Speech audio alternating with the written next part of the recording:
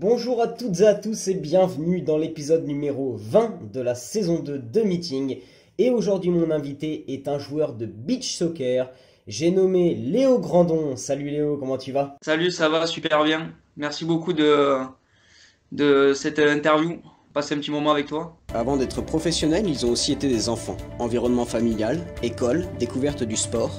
C'est parti pour les prémices du champion. Alors on va commencer tout de suite. Est-ce que tu peux me dire où et quand tu es né s'il te plaît? Alors, je suis né à Montpellier le 21 février 1995. Quand tu étais jeune, quel est ton premier souvenir de sport? Par quelle discipline t'as commencé? À quel âge? J'ai démarré au football avec mes amis dans le club de football de mon village. On est parti au football et c'est parti de là. Ton enfance, comment elle s'est passée? Est-ce que tes parents t'ont poussé vraiment à faire du sport, à faire du foot?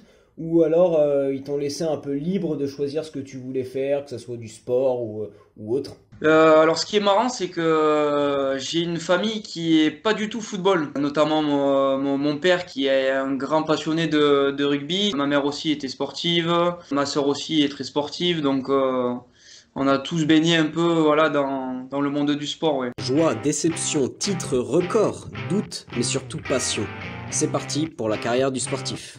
Là, on a parlé de foot à 11, mais toi actuellement tu fais du beach soccer. Comment ça s'est passé? À quelle période en fait t'as fait la bascule entre le foot à 11 et le beach soccer?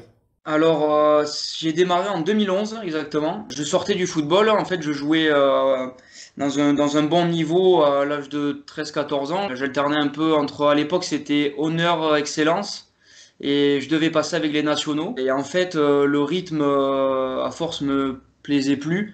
J'avais pas trop de vie en fait. Et par chance, il y a eu un tournoi en fait sur la plage de beach soccer. Et j'ai découvert ce sport-là et j'ai trouvé très attrayant, spectaculaire. Avec mes amis avec qui je jouais au foot avant, on s'est fait une petite équipe de beach soccer pour participer à des tournois un peu touristiques qui étaient organisés sur la ville. Et ça m'a pris de passion et j'ai découvert vraiment un sport à part entière, du fait que ça soit déjà sur le sable. Euh, les règles sont pas du tout les mêmes que le football, le nombre de joueurs aussi. Puis ce petit côté un peu été, musique, ça donne envie de jouer, quoi. Justement, je m'étais un peu renseigné sur le beach soccer et j'avais vu que c'était hyper intense, hein. Il y a une moyenne de 9 buts par match, un tir toutes les 30 secondes. Exactement, oui. C'est très spectaculaire. Toi, c'est ça qui t'a plu tout de suite dans cette discipline et qui t'a donné envie de poursuivre là-dedans? C'est ça, c'est ce côté de sortir un peu de ce cadre football. Je trouvais que ce sport-là, il y avait justement cette petite touche de football, mais avec d'autres ingrédients, que ce soit par exemple les bicyclettes. C'est beaucoup de jeux aériens, donc ça demande un peu plus de technique, un peu plus de réflexion dans le jeu, un peu plus d'intelligence, de rapidité, et puis ça demande une exigence physique quand même assez élevée. Ce petit challenge m'a attiré et maintenant ben, je baigne dedans et c'est ce qui me passionne le plus. Ouais, justement, j'allais l'aborder, la condition physique qu'il faut avoir pour jouer au beach soccer. Déjà, il faut avoir un très très gros cardio, je suppose, hein. Déjà, courir dans le sable, c'est très très fatigant. En plus, il y a aussi l'aspect technique qui rentre en jeu. Comment elle se passe, toi, ta préparation en tant que joueur de beach soccer? En gros, nous, la saison, elle démarre début mars jusqu'à fin octobre. Pour ceux vraiment qui participent à toutes les compétitions internationales, nationales, je démarre par de la salle tout simplement, un peu on va dire du basique, de reprendre un peu une condition que le corps se réhabitue un peu à l'effort. Et ensuite, je passe sur le sable et je vais alterner la salle plus le sable. On va taper un peu sur du foncier au début. Et ensuite, on va commencer vraiment à pousser assez fort. On dirait pas un peu sur les vidéos, mais au bout de 2-3 minutes déjà dans un match de haut niveau, c'est dur. Une vraie préparation, c'est 3 mois. Ouais. Toi, pour l'instant, ce sport, il te réussit plutôt bien, hein. Tu as 4 titres de champion de France avec Grande Motte, Pyramide Beach Soccer. Tu as joué aussi à l'étranger, en Suisse et en Belgique. Et là, tu vas partir pour Malaga, en Espagne, donc dans un des meilleurs championnats européens. Est-ce que tu penses que ce choix de partir à Malaga, ça peut vraiment te faire passer un nouveau cap dans ta carrière? Oui, je pense. En France, le développement du beach soccer prend un petit peu de temps par rapport aux pays étrangers. Par exemple, l'Espagne où j'ai signé à Malaga, ils ont déjà un championnat qui est structuré depuis quand même pas mal d'années. Il y a des clubs pros, des joueurs pros, donc le niveau bien sûr est plus élevé. Donc c'est un peu une nouvelle étape pour moi. Je vais encore emmagasiner un peu plus d'expérience. Puis ça me fait découvrir aussi de nouvelles équipes, de nouveaux joueurs. Je prends vraiment ça déjà par passion et par plaisir. En France, on a le statut encore amateur. Et donc, c'est très compliqué de pouvoir se libérer déjà d'une pour partir en sélection parce que pour la plupart, on a un boulot qui est à côté. Donc, il faut poser des jours de congé. À force de partir à droite à gauche, il faut aussi arriver à trouver le compromis avec notre vie familiale. C'est vraiment des sacrifices qu'il faut faire. Mais ouais, pour moi, c'est un réel plaisir de faire ce sport-là. Oui, tu vois, j'aimerais revenir sur ce que tu disais au niveau du statut que vous avez, celui d'amateur. Donc au début en équipe de France, c'était des joueurs en fait de foot à 11 qui venaient faire du beach soccer. Je pense évidemment aux plus connus d'entre eux, Eric Cantona, il y a eu aussi Pascal Olmeta, un peu plus tard Pagis. Maintenant, ça a évolué ça. Maintenant, c'est vraiment des joueurs experts de la discipline qui sont au beach soccer. Est-ce que tu penses que ça, justement, c'est important parce que ça peut permettre à cette discipline et à vous, le joueur, d'acquérir ce statut de professionnel? Tout à fait, exactement. Alors, c'est là où on voit l'évolution de ce sport-là. Maintenant, avec la démocratisation de ce sport en France, on a beaucoup de joueurs maintenant qui arrêtent totalement le football pour se consacrer au beach soccer. Et donc, le niveau chaque année augmente, et tant mieux. On a notre championnat aussi, que ce soit régional ou même national, progresse de plus en plus sur le niveau. J'espère, parce on se bat beaucoup, que ce soit le staff de la sélection, les clubs, d'avoir de plus gros moyens, d'avoir justement pour améliorer notre statut. Et j'espère que d'ici 2, 3, maximum 4, on ait au moins un statut semi-professionnel pour qu'on puisse se libérer à 100% et surtout pouvoir se préparer dans d'excellentes conditions et arriver sur les compétitions internationales à 200% et penser vraiment qu'à notre sport, quoi. Je voudrais parler un peu de l'équipe de France avec toi. C'est une équipe assez récente au final, hein. J'ai regardé la première compétition, c'est 97 je crois. Donc il y a eu une période dorée, on peut dire ça comme ça, hein, notamment avec Eric Cantona en 2004, un titre, en 2005 je crois champion du monde.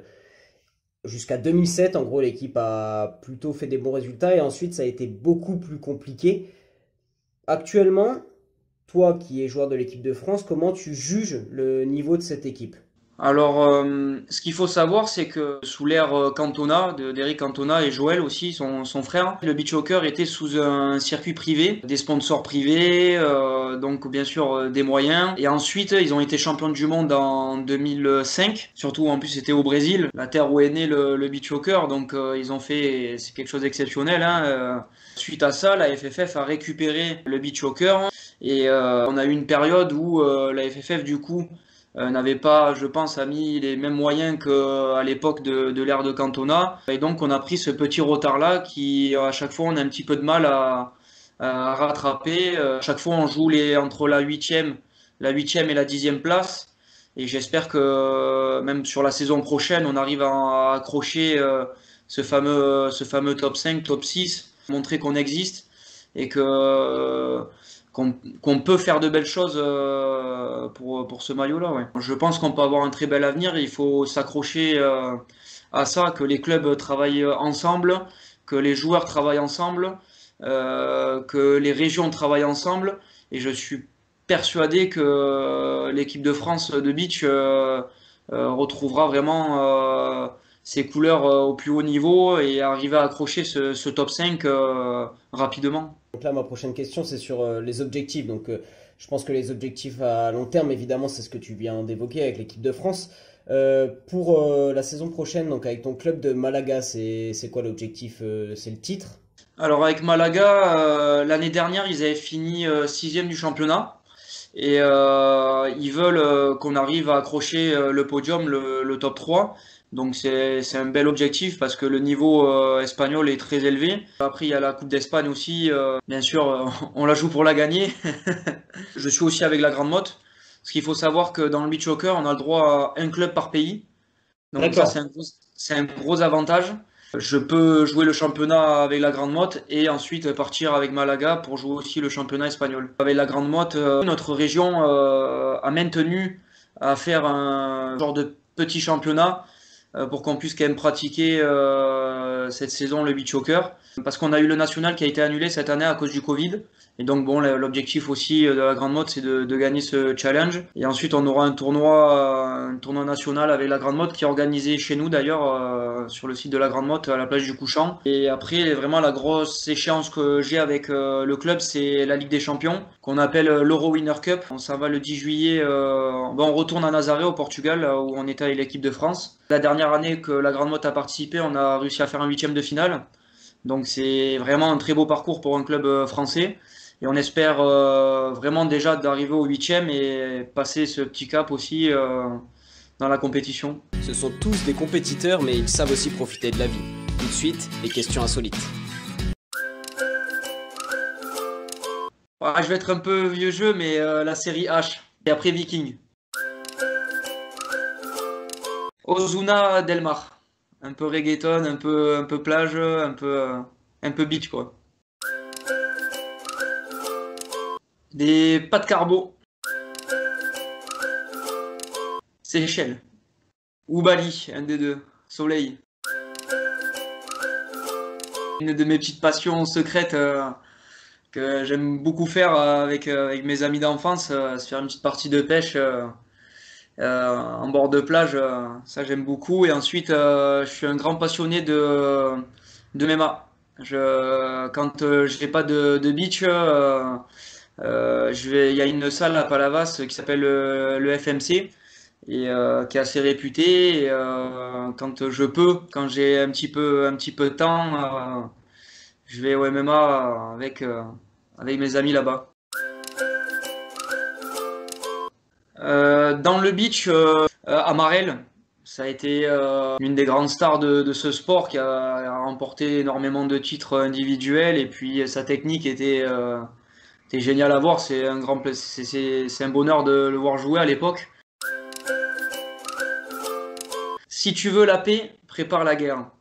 C'est une belle phrase de compétiteur, je trouve. En tout cas, Léo, je te remercie pour cette interview. C'était vraiment très très sympa. J'espère que tu vas continuer à t'épanouir dans le beach soccer et que tu vas continuer à te battre aussi pour le développement de cette discipline qui mérite vraiment plus de visibilité. C'est un sport qui se développe, qui est très spectaculaire. Donc j'espère en tout cas que d'ici quelques années, vous allez acquérir ce statut de professionnel et que la discipline va être connue de tous. Merci beaucoup aussi à toi de ce petit moment avec toi. Merci beaucoup. Merci beaucoup, Lucien. Merci. Salut. Ciao, ciao.